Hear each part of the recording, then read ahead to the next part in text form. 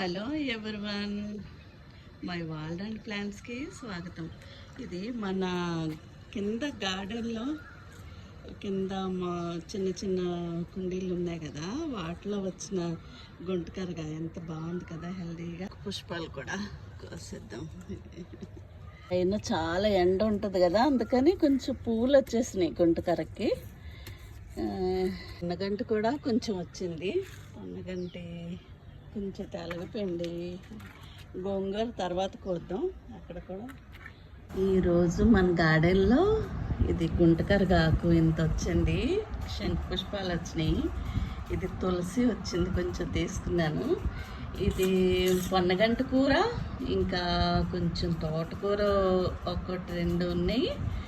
ఇది water spinach అంటారనమాట దీన్ని.